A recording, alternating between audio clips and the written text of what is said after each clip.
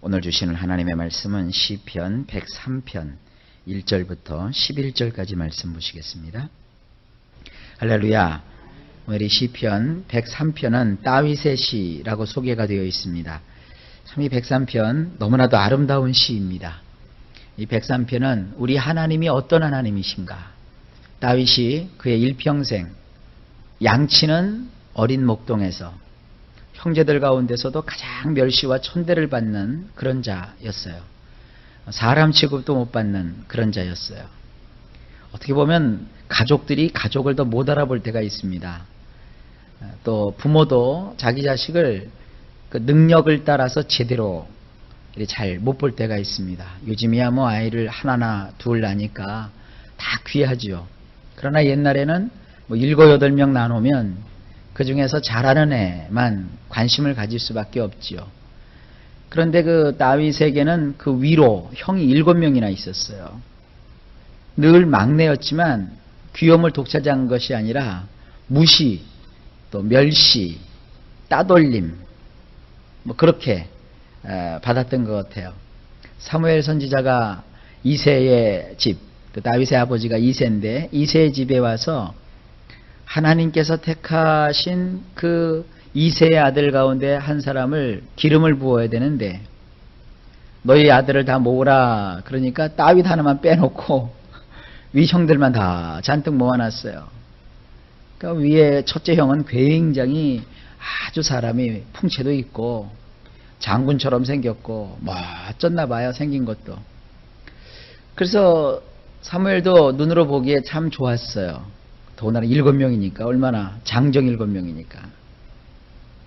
그래서 다 그렇게 하나님께 여쭤본 거예요. 첫째입니까? 아니다. 둘째입니까? 아니다. 셋째입니까? 아니다. 다 아니라는 거예요. 하나님께서요. 그래서 사무엘이 이새한테 물어봐요. 네 아들이 이 아이들이 다냐? 그러니까 이새가 아니요. 한 명이 더 있기는 있습니다만 그는 뭐 별변치 않는 놈입니다. 지금 뭐하냐? 그러니까 물론 성경에는 뭐하냐 이렇게 물어보 있지는 않았어요. 저기 들에서 양 치고 있습니다. 성경에 보면 그런 표현이 나와요. 다윗은 양의 뒤를 쳐다보는 자였다 그랬어요. 양이 이렇게 서 있으면 뒤를 보면 뭐만 보여요? 뭐 배변하는 것밖에 더 보겠어요. 그거 똥치는 자였어요. 똥치는 자. 그러니까 부모도 그의 잠재된 능력을 전혀 몰랐어요. 그런데 성경을 보니까 다윗이 기록한 많은 시편이 언제 영감을 얻었느냐 하면 그가 양을 치면서 양의 똥을 치면서 양을 돌보면서 그 양이 막 그 지저분하게 해놓은 것을 목자의 심정으로 양을 깨끗하게 이렇게 닦아주고 씻어주고 고쳐주고 또 이리에게서 또 악한 맹수에게서 양을 보호하면서 다윗은 거기서 자기의 목자가 되셔서 자기를 이렇게 지켜주시고 보호해 주시는 하나님을 그가 발견해요. 그래서 거기서 하나님을 노래했다고요. 그러니까 그 말째를 데려오니까 하나님께서 사무엘에게 바로 크다. 내가 찾던 아이가 바로 크다. 그에게 기름을 부어라. 그래서 그에게 기름을 부었어요. 그러한 그 다윗은 일평생 양치는 목동에서부터 장군이 되고 그리고 장군이 되어서 하여간 한 10년 세월 정도 되는 그 세월을 아주 어려운 고비 가운데서 죽음의 위기를 이게 넘으면서 그가 고통스러운 나날을 보내요. 그런 다음에 하나님께서 그를 이제 왕으로 세워주시고 그래서 그야말로 입지전적인 인물이죠. 아무것도 없는 데서 일어나서 가장 높은 권좌에 오르고 또 그가 권좌에 올랐을 때에 그 나라는 그 주변 국가들이 다 그 다윗에게 와서 조공을 바칠 정도로 그렇게 강대한 나라가 되었어요. 그랬던 이 다윗이 일평생 자기와 함께 하셨던 하나님에 대해서 오늘 시편 103편에다가 집중적으로 하나님의 어떠하심을 여기다가 담아놓았어요. 이것은 어떤 시인이 그냥 머릿속으로 상상하여서 하나님은 이랬으면 좋겠다, 이랬으면 좋겠다가 아니라 경험한 경험자가 내가 하나님을 경험해보고 보니까 하나님은 이런 분이십니다. 이런 분이십니다. 이런 분이십니다. 하고 시편에다가 기록을 해놓은 거예요. 이건 무슨 얘기냐 하면 우리도 역시 하나님을 믿잖아요. 이 시편에 기록된 하나님의 성품, 하나님의 행하심, 하나님이 우리에게 함께 하심이 그대로 우리의 인생을 통하여 나타나게 되는 거예요. 다윗과 함께 하셨던 하나님은 바로 오늘 이 시간 우리와도 함께 해주시는 동일하신 하나님이세요. 예수님은 어제나 오늘이나 영원토록 동일하시다 그랬어요. 그 동일하신 하나님께서 오늘 이 말씀 그대로 우리에게 찾아오셔서 놀라운 일을 이루실 줄로 믿습니다. 시편 103편 내용이 좀 기니까 이것을 절반으로 뚝 잘라가지고 오늘은 11절까지 말씀만 보겠습니다. 1절에 보면 내 영혼아 여호와를 송축하라. 내 속에 있는 것들아 다 그 성호를 송축하라 그랬어요. 원문은 이렇게 되어 있습니다. 찬양하라. 나의 뇌패시야 여호와를. 또한 내 안에 있는 모든 것들아 그분의 거룩하신 이름을. 하나님을 향하여 송축하라. 이건 이제 쉽게 얘기하면 요즘으로 하면은 찬양하라 이런 뜻이에요. 찬양하라. 나의 뇌패시야. 나의 영혼, 나의 정신, 나의 육체, 나의 모든 것들아. 누구를 찬양하라? 여호와를 찬양하라. 또한 내 속에 있는 모든 것들아. 내 안에 있는 모든 것들아. 그분의 거룩하신 이름을 찬양하라. 2절입니다. 내 영혼아 여호와를 송축하며 그 모든 은택을 잊지 말지어다. 원문을 보면 이렇습니다. 찬양하라 나의 뇌패시야 여호와를. 그리고 잊지 말지어다. 그분이 보답하여 주신 모든 것들을. 하나님께서 우리에게 우리가 별로 잘한 것도 없는데 보답을 해주세요. 여러분 하나님은요 우리가 행한 대로 갚아주시는 하나님이세요. 그런데 하나님은 얼마나 풍성하시냐 하면 우리가요 요만큼밖에 하나님께 한 일이 없어요. 근데 하나님은요 우리가 요만큼 했다고 얼만큼 보답해 주시는 줄 아세요? 우리가 감당할 수도 없을 정도로 엄청난 것으로 보답하여 주시는 하나님이세요. 그걸 잊지 말으라는 거예요. 어떤 사람은 이런 얘기를 해요. 아유 나는 하나님께 열심히 했는데도 하나님은 에게 그것밖에 안 주신대요. 여러분 그거 하나님 잘못 알고 계신 거예요. 하나님은요 우리가 에게 요만큼 했는데 하나님은 와 엄청나게 주시는 하나님이세요. 여러분이 인생을 살아가면서 그런 것들을 경험하게 되실 줄로 믿습니다. 나는 그저 열심히 교회를 다닌 것밖에 없는데 하나님은 나의 삶 속에 상상할 수 없는 일들을 베풀어 주시는 거예요. 여러분 이 세상은요 우리가 예수 믿는 사람들이 살아갈 때 하나님이 우리에게 주신 꿈대로 돼요. 아니 꿈꿨던 것보다 더 많은 것으로 하나님이 우리에게 채워주시는 거예요. 여러분의 그 수고와 여러분의 애씀은 절대로 허사로 돌아가는 게 없어요. 하나님은 이렇게 보답하여 주시는 하나님이세요. 우리 인생을 중간에 딱 잘라놓고 보면 안 돼요. 왜냐하면 중간에 딱 잘라놓으면 어떤 사람은 좋은 일이 있을 때 딱 잘리면 아 좋다. 그렇지만 어떤 사람은 아주 나쁜 일이 있을 때 인생 중간을 딱 잘라놓고 보면 에이 믿어도 별 수 없다 이리 생각을 해요. 하나님을 믿는 거는요 모든 것이 합력하여 선을 이루는 거예요. 쉽게 얘기하면 비빔밥이에요. 비빔밥에 나물 하나씩 밥 하나씩 먹으면 그게 무슨 맛이 있어요? 양푼에다가 밥도 넣고 밥도 그냥 넣으면 재미가 없죠. 보리밥을 꼭 넣어야 맛있어요. 보리밥 넣고 거기다가 각종 나물 탁 집어넣고 그 다음에 뭐예요? 고추장 이렇게 넣고 그 다음 뭐가 있어야 돼요?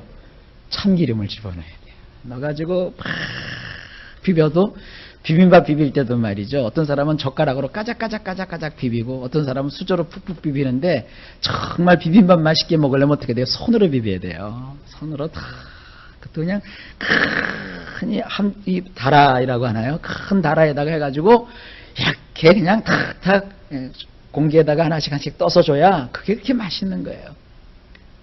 매운맛, 짠맛, 신맛, 싱거운 맛, 심심한 맛 그게 다 섞여서 기름과 같이 이렇게 버물려지니까 고소하면서도 맛있고 그냥 침이 다 들어가네요. 그런 비빔밥이 되는 거예요. 아 그렇구나. 나의 인생도 그런 거예요. 어떨 때는 인생이 써요. 쓰면 뭐라고 생각하면서요? 쓴바기. 또 어떤 때는 달아요. 달면 이것은 이건 맛 좋은 무슨 뭐 설탕이 잔뜩 들어간 무슨 장아찌 이렇게 자꾸 생각을 하세요.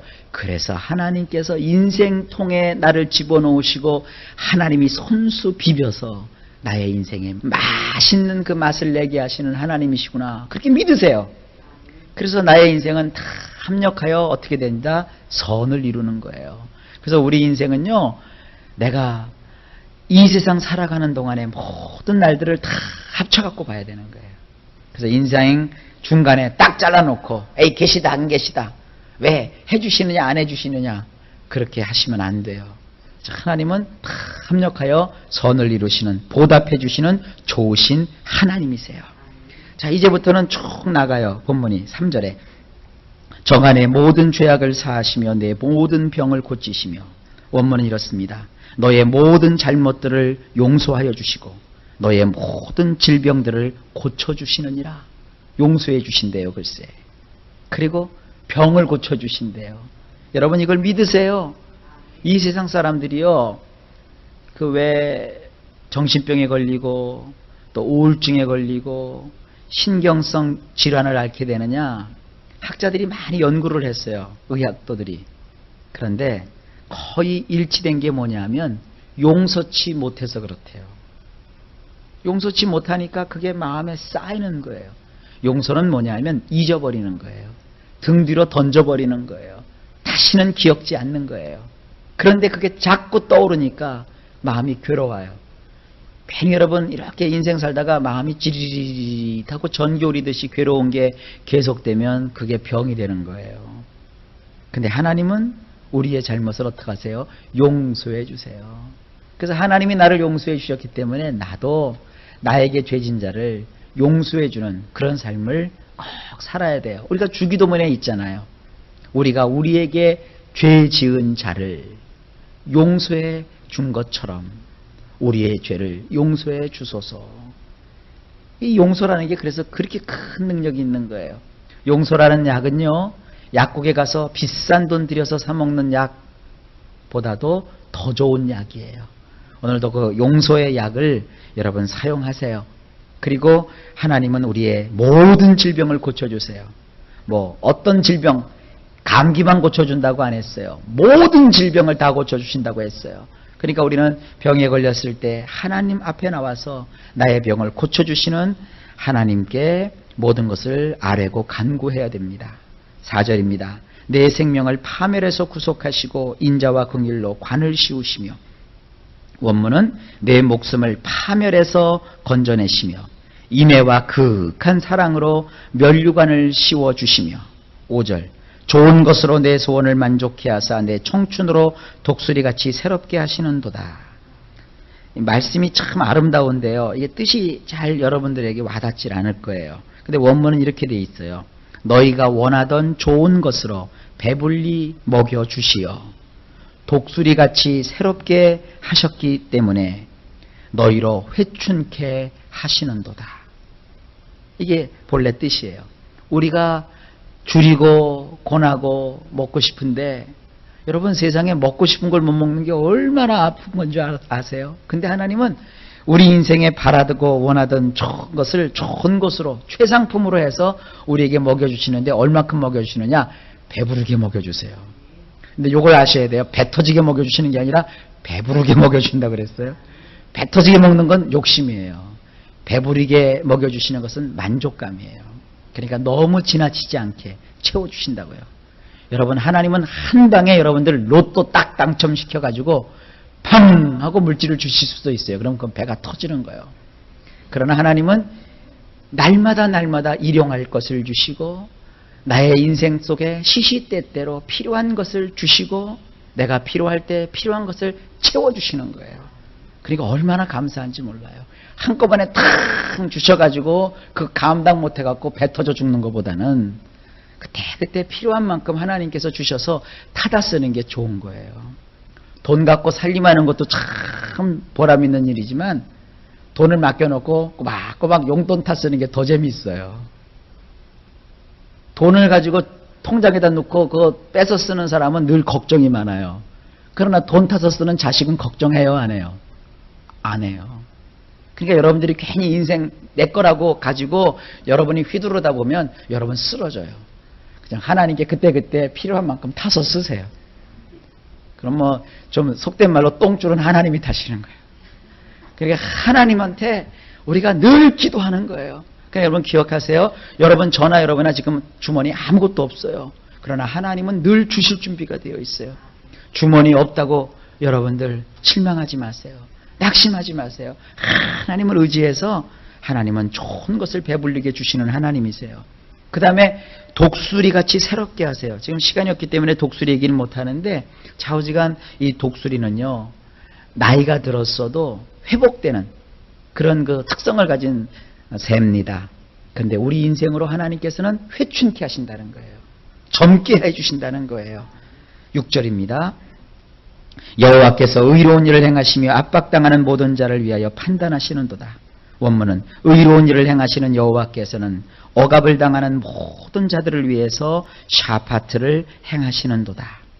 7절 그 행위를 모세에게 그 행사를 이스라엘 자손에게 알리셨도다.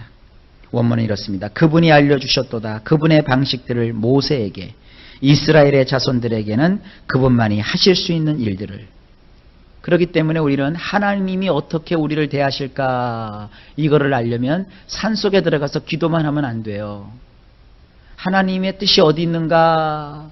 여러분들 그저 머리 끈으로 묶고 엎드려 갖고 금식하고 기도만 해서는 안 돼요. 하나님의 뜻을 알려면 어떻게 되느냐. 모세에게 가서 배워야 돼요. 이스라엘 자손들에게 주신 말씀을 통하여서 하나님이 누구신지를 익혀야 돼요. 그러니까 두 가지예요. 그것을 어디다가 기록해 놓으셨어요? 모세에게 주신 말씀, 이스라엘 백성들에게 하나님이 행하셨던 그 일들을 이 성경에다가 기록을 해 놓으신 거예요. 그래서 하나님의 뜻을 알고 싶으면 기도도 해야 되지만 동시에 하나님의 말씀을 읽고 그 말씀을 배워야 되는 거예요. 그래야 하나님께서 우리 삶 속에 하나님이 원하시는 것이 뭔지를 밝히 보여주시고 우리가 그 뜻을 행함으로 삶 속에 하나님의 능력과 축복을 받을 수가 있는 것입니다. 8절입니다. 여호와는 자비로우시며 은혜로우시며 노하기를 더디하시며 인자하심이 풍부하시도다. 물론 우리 성경으로도 충분히 표현이 되어 있지만 원문으로 보면 조금 더 쉽게 다가와요. 원문을 보면 온정이 넘치시고 은혜로우신 여호와께서는 한참을 지나서야 진노하시고 인애가 풍성하시도다. 하나님은요 온정이 넘치시대요. 은혜로우시대요. 하나님도 화를 내긴 내셔요. 근데 당장 화내지 아니하시고 한참을 지나야 화나세요. 그러니까 하나님은 어지간하면 화를 안 내세요. 그러니까 여러분들 하나님 앞에서 잘하셔야 돼요.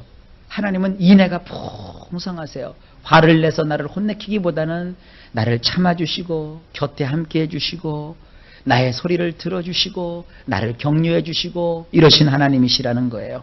9절에 항상 경책지 아니하시며 노를 영원히 품지 아니하시리로다. 이것도 원문을 보면 이래요. 지속적으로 다투지 않으시며 영원히 마음에 두지 아니하시는도다. 하나님은요 어쩌다 우리를 책망하실 때가 있으세요. 잘못한 것에 대해서.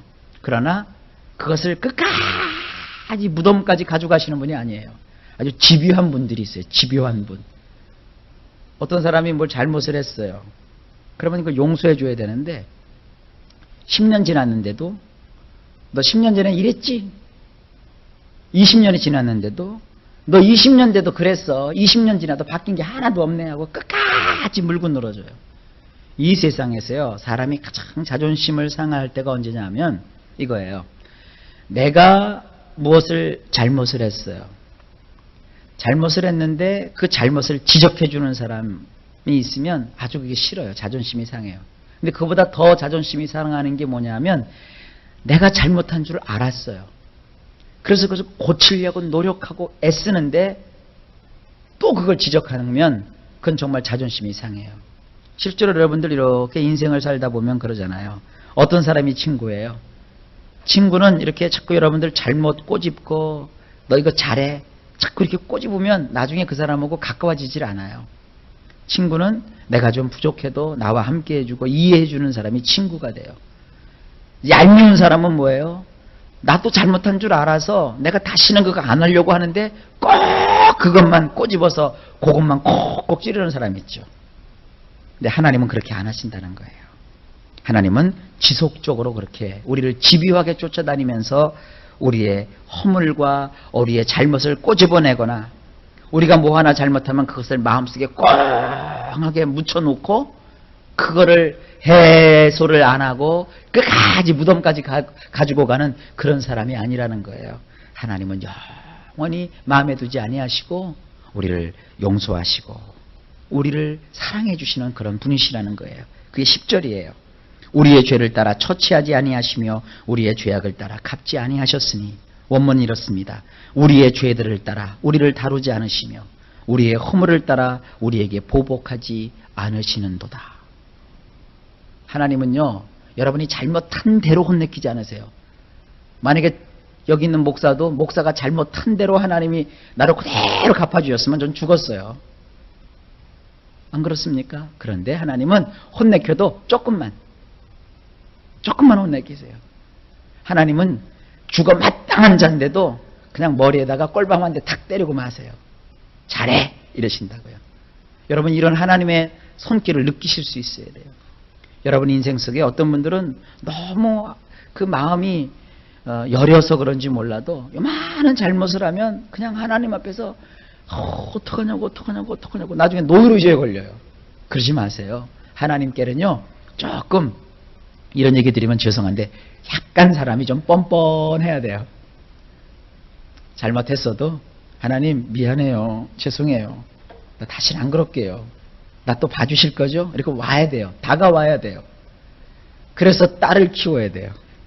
무슨 얘기냐고요? 난데없이? 여러분 딸들은 말이죠. 이렇게 가만히 제가 이렇게 딸 키우는 분들 보니까 뭐 이렇게 엄마나 아빠고 좀 이렇게 털어줬어도요. 또 며칠 지나면 또 이렇게 살랑살랑 와요. 와가지고 막 이렇게 안기고 그래요. 사내 놈들은요. 의인하잖아요. 안 봐요. 아, 싫어요. 그리고 끝나버려요. 그래서 이 딸을 키워야 돼요. 신앙도 마찬가지예요. 하나님 앞에 여러분 나올 때 좀 잘못했다고 해서 이제 다시는 안 볼 것처럼 싹 돌리지 마세요. 좀 지나고 내가 잘못했어. 그리고 다시 하나님께 나가는 거예요. 그래서 하나님 나왔어요. 이러고 자꾸 달라붙으세요. 할렐루야. 딱 버팅해갖고 하나님하고 무슨 전투하려고 하지 마시고 그냥 가서 자꾸 아버지의 품으로 막 기어 들어가세요. 잘못할 수 있어요 여러분. 인생 살다 보면. 그러니까 하나님께로 막 뛰어 들어가세요. 그래서 11절에 이렇게 되어 있습니다. 이는 하늘이 땅에서 높음같이 그를 경외하는 자에게 그 인자하심이 크심이로다. 하늘들이 땅보다 높은 것처럼 그분의 인애가 그분에 대하여 가지는 두려움보다 더 강력하시도다. 지금 제가 드린 말씀이 이거예요. 보세요. 하늘이 땅보다 높지요. 아무리 땅이 높아도 하늘을 만날 수가 없어요. 그렇죠? 마찬가지예요. 우리가 죄를 짓고 하나님이 무서워요. 벌벌 떨어요. 나를 벌 주시면 어떡하나.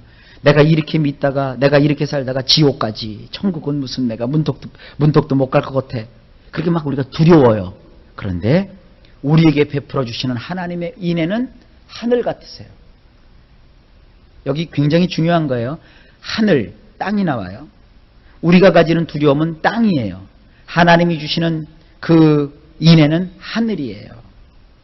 우리가 아무리 하나님 앞에 뭐 잘못해서 두려워하는 건 그건 당연하죠. 하지만 우리의 그 두려움보다도 더 큰 사랑과 인애로 하나님이 우리를 덮으신다는 거예요.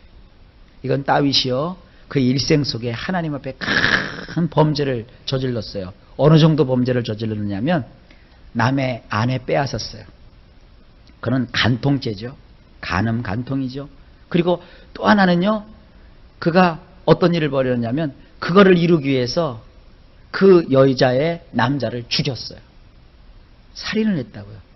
우리 인간 도의로 볼 때 그거보다 더 큰 죄가 어디 있겠어요. 근데요. 놀라운 건 하나님이 그것도 어떻게 하셨어요? 용서해 주셨어요. 여러분 여기서 우리가 잘 깨달아야 돼요. 뭘 깨달아야 되느냐면 어떤 무시무시한 죄를 졌다 할지라도 극악무도한 죄를 졌다 할지라도 하나님은요. 우리를 용서할 준비가 되어 계세요. 이거를 악용한다면 그건 하나님의 자녀가 아니죠. 하나님의 은혜를 받는 수혜자 입장에서 이걸 깨달으면 큰 은혜가 돼요. 나 같은 죄인도 하나님이 용서해 주신대요. 여러분, 이 은혜를 여러분이 인생 동안에 알게 되시고 또 체험하게 되실 것이고 전하셔야 돼요. 하나님은 참 좋으신 분이십니다. 이런 좋으신 하나님을 찬양하라고 다윗이 말하고 있어요. 여러분들 이 좋은 하나님을 찬양하시면서 오늘도 종일토록 도우시는, 사랑이 넘치시는, 강한 사랑으로 우리와 함께 하시는 이 하나님을 경험하시는 복된 날이 되시기를 예수님의 이름으로 축복합니다.